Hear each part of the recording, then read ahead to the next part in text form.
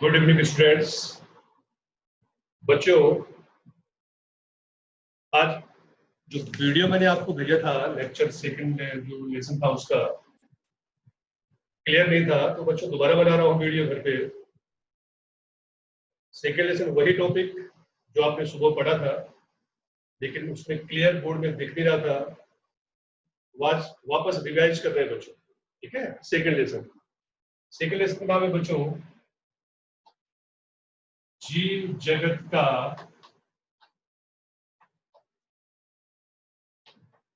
वर्गीकरण। बच्चों, हम सबसे पहले जानेंगे कि वर्गीकरण किसे कहते हैं, क्लासिफिकेशन क्या होता है। तो ये टॉपिक हमने बच्चों फर्स्ट लेसन में पढ़ा हुआ है। वर्गीकरण क्या है, व्हाट इज क्लासिफिकेशन। तो सजीवों को उनकी समानता एवं असमानता, समानता और असमानता के आधार पर सजीवों को वर्गों में बांटने की वैज्ञानिक पद्धति को बच्चों वर्गीकरण कहते हैं। ठीक है, हम हर जगह बच्चों वर्गीकरण करते हैं। हम घर में किचन में भी वर्गीकरण करते हैं। किचन के जो आपके खाने बने हुए हैं वो आप एक साइड प्लेट रखते हो, एक साइड थालियां रखते हो, एक साइड चम्मच रखते हो। ये सब कुछ क्या है बच्चों, ये वर्गीकरण। ऐसे ही अध्ययन की सुविधा के लिए बच्चों वर्गीकरण किया जाता है यहाँ पर। ठीक है, आप एक मेडिकल स्टोर में चले जाओ, सिर्फ दवाइयों को वर्गीकृत किया हुआ है पूरा। हर जगह आप अपने बुक को अगर रखते हो तो आप वर्गीकृत करके रखते हो। यह है बच्चों वर्गीकरण। समान चीजों को एक साथ रखना और जो अलग चीजें उनको अलग रखना। सजीवों का वर्गीकरण बच्चों जब से मानव सभ्यता का विकास हुआ तब से बच्चों शुरू हो गया था। कैसे? मनुष्य सबसे पहले सजीवों को वर्गीकृत करता था इस आधार पे, तो रोटी, कपड़ा और मकान के आधार पर। पिक्चर नहीं बता रहा हूं बेटा, पिक्चर का नाम नहीं है, रोटी, कपड़ा और मकान। ये इस आधार पे मनुष्य सबसे पहले वर्गीकरण करता था, वो है रोटी यानी भोजन, कपड़ा और मकान के आधार। अर्थात जो सजीव उसके भोजन के लिए आवश्यक थे उसको उसने अलग कर दिया, जो जिनसे उसको कपड़ा मिलता था या रेशे मिलते थे उसने उनको अलग वर्गीकृत कर दिया, जिससे उसको अपने घर बनाने के लिए, झोपड़ी बनाने के लिए फर्नीचर मिलते थे उसको उसने अलग कर दिया। ये कोई बच्चों वैज्ञानिक वर्गीकरण नहीं था, ये वैज्ञानिक वर्गीकरण नहीं है बच्चों। ठीक है, तो वैज्ञानिक ढंग से जो वर्गीकरण किया था सबसे पहले वो किया था बच्चों अरस्तु। नाम याद आ गया, एरिस्टोटल, फादर ऑफ बायोलॉजी। हाँ, बच्चों सबसे पहले सजीवों का जो वैज्ञानिक विधि से वर्गीकरण किया था वो क्या था, किसने? अरस्तु ने। इन्होंने क्या किया बच्चों, सजीवों को दो जगत में बांटा, द्विजगत वर्गीकरण पद्धति। सजीवों को कितने? दो किंगडम, दो सृष्टियों में बांटा। उसमें से एक सृष्टि है बच्चों प्राणी और दूसरी सृष्टि है वनस्पति। इस प्रकार सजीवों को दो सृष्टियों में बांटना, दो जगतों में बांटना, इस पद्धति का नाम था बच्चों द्विजगत वर्गीकरण पद्धति।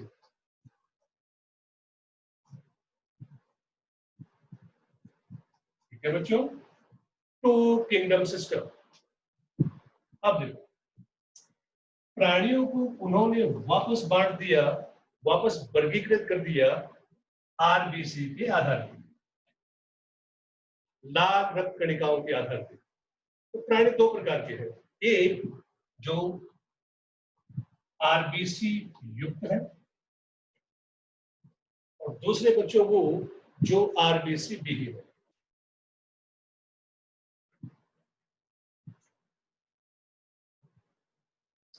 ठीक है, प्राणियों को बच्चों किस आधार पे? आरबीसी, लाख रक्त कणिकाओं के आधार पे। एक वे जिनमें आरबीसी होता है, जिनके रुधिर में आरबीसी होता है, और दूसरे बच्चे हुए जिनके रुधिर में आरबीसी नहीं होता है। वनस्पतियों को बच्चों अरस्तु ने उनके आकार के आधार पर बांट दिया। तो बहुत छोटे पौधे थे, कोमल थे, उसको इन्होंने नाम दे दिया साग। और बड़े, थोड़ा बड़े 3-4 फीट के और बहुत फैलते थे, उन्होंने झाड़ी कह दिया सर। और बच्चों जो थोड़ा बड़े थे, काफी बड़े थे, काष्ठे थे, ऊड़ी थे, उनका नाम रख दिया वृक्ष।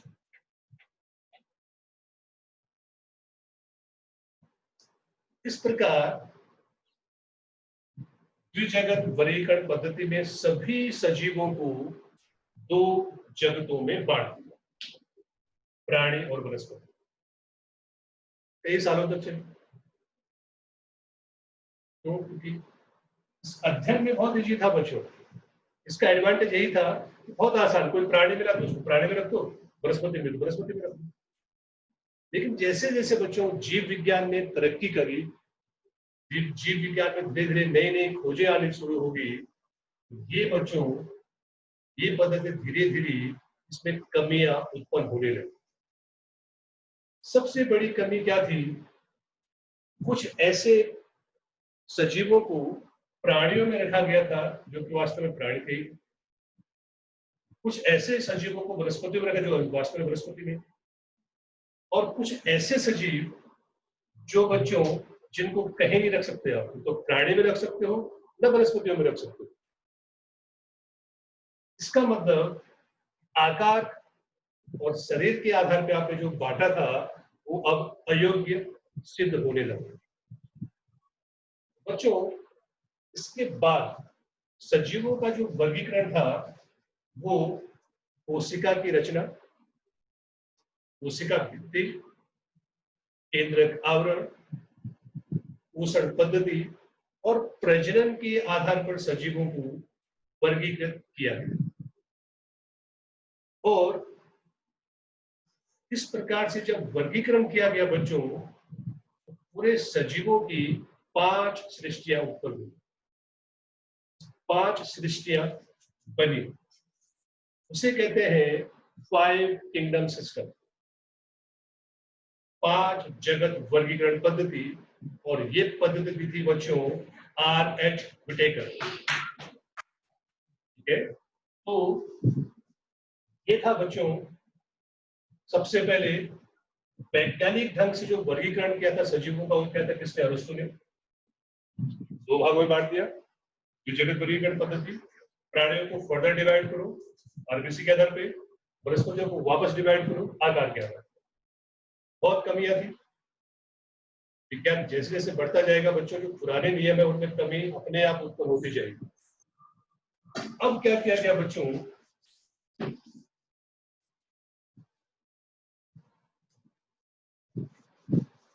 R.H. विटेकर ने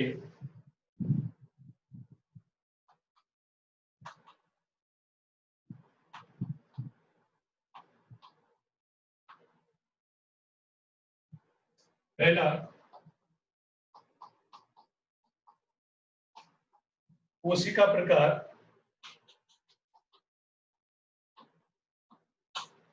दूसरा बच्चों कोशिका भित्ति, सेल वॉल। थर्ड है बच्चों केंद्रक आवरण। फोर्थ है बच्चों पोषण पद्धति।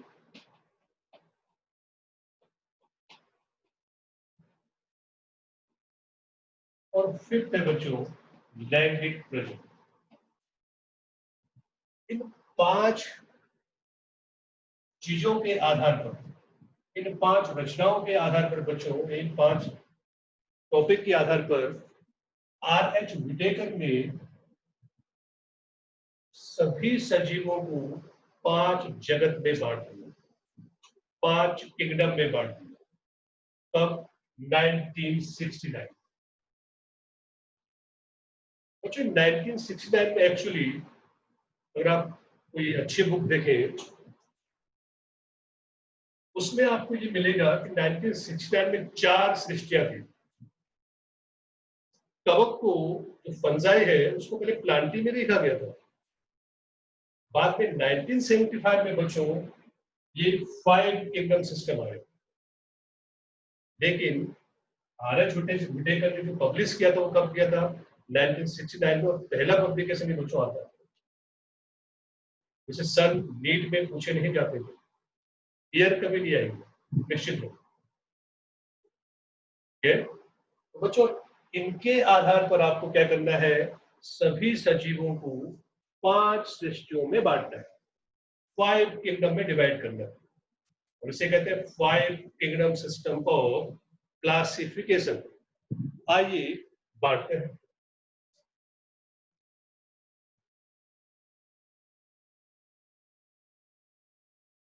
बच्चों यह है लक्षण जिस आधार पे आप उसे बांटोगे।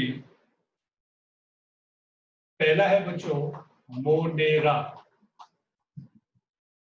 ठीक है। तो पहला जो सृष्टि है, पहला जगत है, वो है मोनेरा। दूसरा जगत है बच्चों प्रोटिस्टा।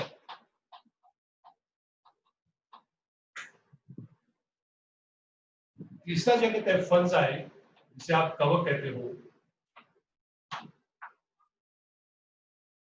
चौथा जगत है बच्चों प्लांटी, जिसे आप मेटाफाइटा भी कहते हैं। और 5वां जगत है बच्चों एनिमेलिया, जिसे आप मेटाजोआ कहते हैं। बच्चों ये 5 जगत है, 5 किंगडम है बच्चों। सभी सजीवों को इन्हीं 5 किंगडम के अंदर रखा गया है। किस आधार पे रखा गया है बच्चों? ये वो लक्षण है जिस आधार पे आपने उनको इन 5 सृष्टि में, 5 जगत में रखा है।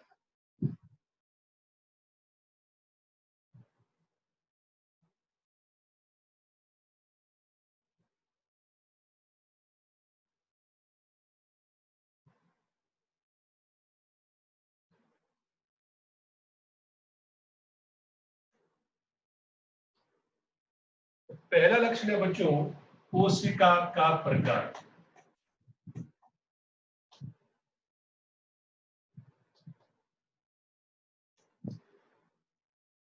बच्चों जब आप 8वां लेसन पढ़ोगे तो वहां पे आपको 2 प्रकार की कोशिकाएं दिखाई देंगी।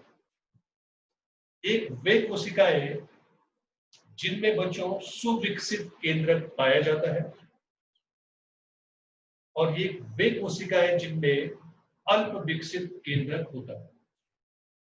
जिन कोशिकाओं में बच्चों अल्प विकसित केंद्रक होता है उसे प्रोकैरियोटिक सेल अथवा हिंदी में असीम केंद्रकी कहते हैं।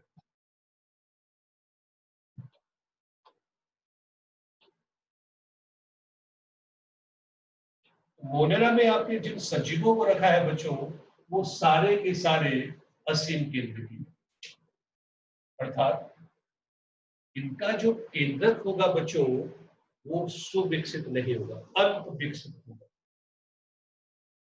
ठीक है।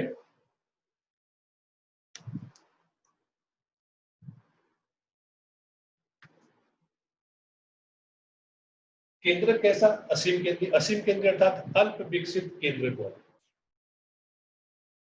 अब प्रोटिस्टा, फंजाई, प्लांटी, एनिमेलिया, ये सारे के सारे बच्चों सुविकसित केंद्रक वाले हैं। इन्हें यूकैरियोट अथवा ससीम केंद्रकी कहते हैं।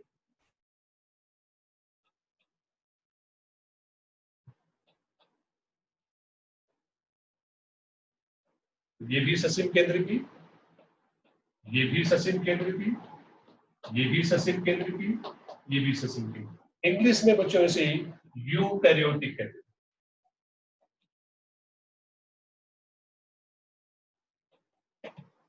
और इसे प्रोकैरियोटिक कहते हैं। उसी की रचना है। अब आप बोलोगे सर कोरोना चल रहा है, कोविड चल रहा है, वो क्या है? बच्चों इस सृष्टि में उसको रखा ही नहीं गया है। आप 5 किंगडम सिस्टम देखें, उसमें बच्चों वायरस को कहीं स्थान नहीं मिला। क्यों? क्योंकि वायरस एक कोशिका की रचना होती ही नहीं है, ये यूकैरियोटा में आते हैं। एक्चुअली सजीवों को आप 3 भागों में बांटोगे, यूकैरियोटा, प्रोकैरियोटा और eukaryota, on the basis of nuclear. वो बाद में डिस्कस करेंगे, फिलहाल जो टॉपिक चल रहा है उस पर कंसंट्रेट कीजिए। कोशिका का प्रकार, कोशिका का प्रकार में आपने देखा कि मोनेरा में बच्चों क्या था, असीम केंद्र, और बाकी सब ससीम केंद्र। दूसरा जो लक्षण है बच्चों वो है कोशिका भित्ति, सेल वॉल। असीम केंद्र की कोशिकाओं में कोशिका भित्ति होगी, उपस्थित देखो, लेकिन कोशिका भित्ति बच्चों पॉलीसेकेराइड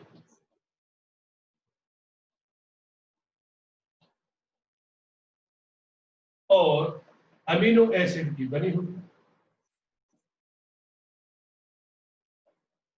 अमीनो अम्ल, ठीक है। कोशिका भित्ति मोनेरा जो सजीव है उनमें कोशिका भित्ति होगी, वेल डेवलप होती है। तो किसकी बनी होती है बच्चों? पॉलीसेकेराइड की बनी होती है, प्लस कुछ अमीनो एसिड होते हैं। प्रोटिस्टा में आ जाओ बच्चों, ये कुछ सजीवों में उपस्थित हो सकती है या कुछ में उपस्थित नहीं भी हो सकती है, उपस्थित और अनुपस्थित।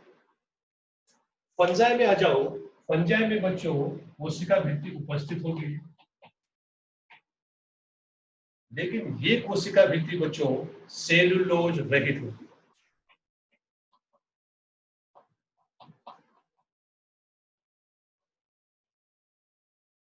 कोशिका भित्ति किसके बनी है?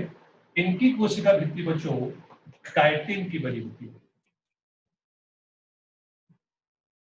काइटिन मिश्रित सेलुलोज, अकेला सेलुलोज नहीं होता।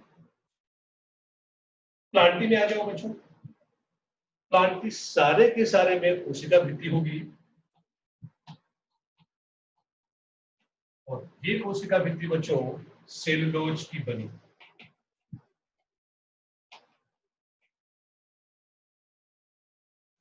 एनिमलिया में आ जाओ बच्चों, एनिमल में, एनिमल सेल के बाहर बच्चों कोशिका भित्ति आपको कभी नहीं मिली,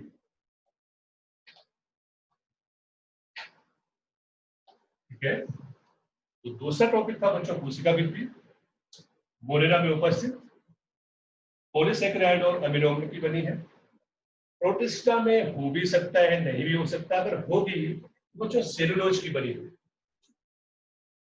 फंजाई, इसीलिए बच्चों फंजाई को प्लांट से अलग कर दिया, केवल एक इस लक्षण की कारण। 2 लक्षण है, एक ये है और दूसरा पोषण पद्धति है। तो फंजाई को बच्चों कहाँ रख दिया है, अलग कर दिया है, 5 किंगडम बन गए। इस आधार पर, क्योंकि इसकी कोशिका भित्ति सेलुलोज की नहीं बनी होती। प्लांटी में बच्चों कोशिका भित्ति सेलुलोज की बनी है, और एनिमेलिया में कोशिका भित्ति सेल वॉल होती ही नहीं है, ठीक है। अब थर्ड जो टॉपिक है बच्चों वो है केंद्रक आवरण।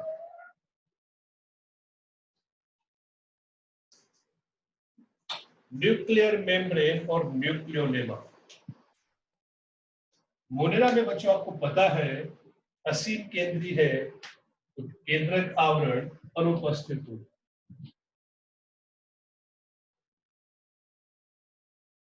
यहां तक कि जो कोशिका की अंगिकाएं हैं, सेल ऑर्गेनल्स है, उनके बाहर भी बच्चों आवरण नहीं होता।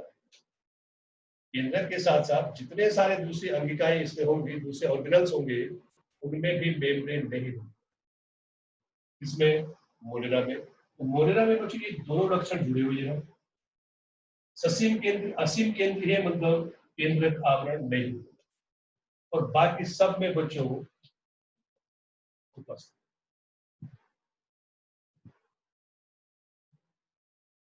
केवल मोनेरा को छोड़ के सब में केंद्रक आवरण होगा। अब ऐसा पूछो क्यों सर? क्योंकि बच्चों सब ससीम केंद्री है और ससीम केंद्री है, अर्थात इनमें केंद्रक के बाहर सुव्यवस्थित आवरण होगा। इसमें आवरण नहीं है बच्चों, मोनेरा में केंद्रक के बाहर कोई आवरण नहीं। ठीक है, नेक्स्ट है बच्चों काय रचना, शारीरिक रचना। किताब में काय लिखा है तो आप कुछ शारीरिक रचना लिख सकते हो। तो जो मोनेरा एक कोशिका है, ये अपना पूरा जीवन, पूरा लाइफ साइकिल एक ही कोशिका में पूरा करते हैं। प्रोटिस्टा भी बच्चों यूनिसेलुलर है।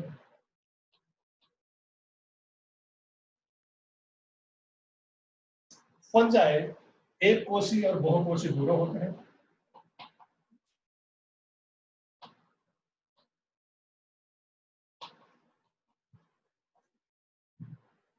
यूनिसेलुलर मल्टीसेलुलर दोनों होंगे बच्चों, लेकिन इसमें ऊतक जो होंगे वो अदृढ़ होंगे। अदृढ़ ऊतक का मतलब होता है कि इन्होंने जुड़कर अंग नहीं बनाएंगे। बाकी ये बच्चों ये बहुकोशी होंगे, दोनों प्लांटी और एनिमलिया दोनों के दोनों बहुकोशिकीय होंगे बच्चों, और इनमें सुदृढ़ ऊतक अथवा ऊतक, अंग और अंग तंत्रों का समावेश होगा।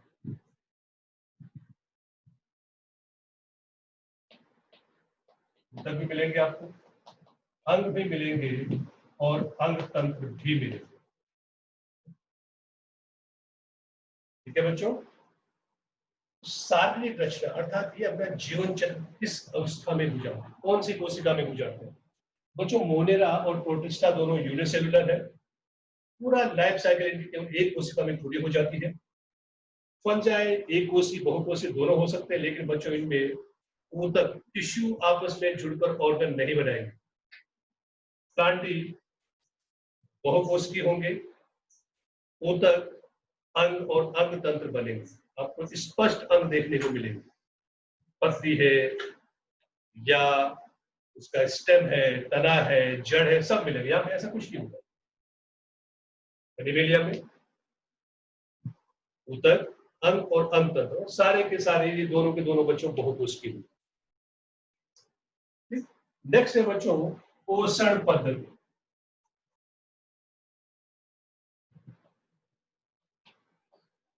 पांचवा पॉइंट है पोषण पद्धति। बच्चों मोनेरा स्वपोषी भी होते हैं और परपोषी भी होते हैं। ऑटोट्रोफ्स, स्वपोषी अर्थात अपना भोजन स्वयं बना सकते हैं।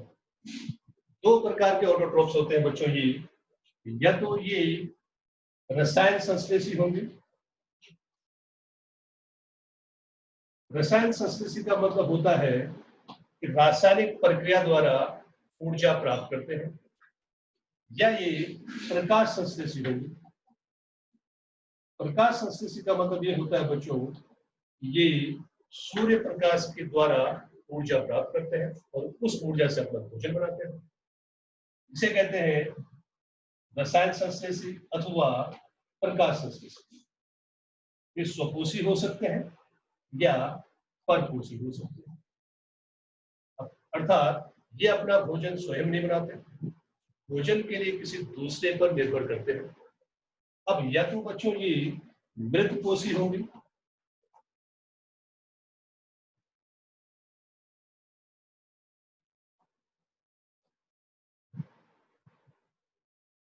या ये परजीवी होंगे।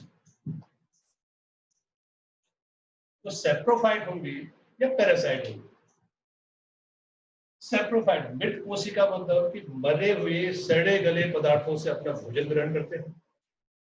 परजीवी जीवित सजीवों के ऊपर अथवा उसके अंदर रहकर अपना भोजन ग्रहण करते हैं, इसे कहते हैं परजीवी या पैरासाइट। और ये है सेप्रोफाइट। अंतर क्या, ये मरे हुए से अपना भोजन लेगा और ये जिंदा सजीव के अंदर रहकर ऑन द बॉडी और इनसाइड द बॉडी। बाह्य परोपजीवी, अंतः परोपजीवी। ठीक है, जैसे आप मनुष्य में देखें तो जूं है, मच्छर है, क्या है, बाह्य परोपजीवी है।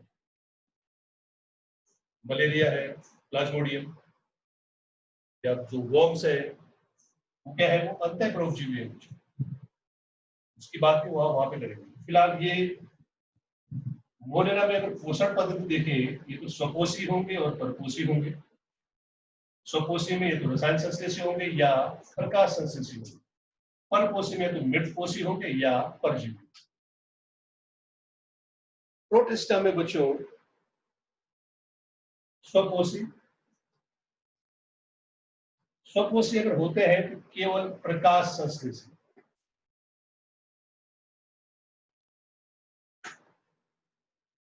रसायन संश्लेषी प्रोटिस्टा आपको नहीं मिलेंगे। परपोषी सेम, ये तो मृतपोषी होंगे या परजीवी होंगे। फंजाई, जितने सारे फंजाई है बच्चों, ये सब के सब परपोषी। कोई भी फंजाई ऐसा नहीं है जो स्वपोषी हो। एक ये लक्षण और एक ये लक्षण के कारण विटेकर ने बच्चों इसको प्लांट से अलग कर दिया। नहीं तो पहले इसे प्लांट में ही रखा गया था, लेकिन प्लांट में केंद्रक आवरण होता है, कोशिका भित्ति उपस्थित सेलुलोज की बनी, और प्लांट में बच्चों सारे के सारे स्वपोषी होते हैं। इसमें ये परपोषी है और कोशिका भित्ति में सेलुलोज नहीं है, इसीलिए इसको बच्चों अलग कर दिया। प्लांट से अलग करके एक नया, एक अलग सा जगत बना दिया फंजाई का। परपोषी कैसे? परपोषी बच्चों वही मृतजीवी या मृतपोषी और परजीवी।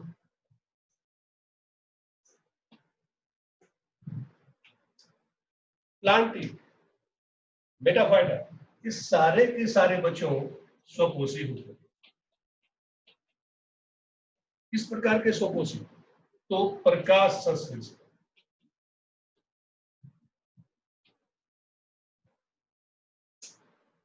सारे के सारे प्लांटी में जो भी सजीव आएगा वो बच्चों प्रकाश संश्लेषी। लास्ट है एनिमेलिया, ये हमेशा बच्चों परपोषी ही होंगे, ये हमेशा हेटेरोट्रोप्स होंगे। और परपोषी में कैसा? प्राणी संपोषण पद्धति, मृतोपजीवी, मृतपोषी और परजीवी।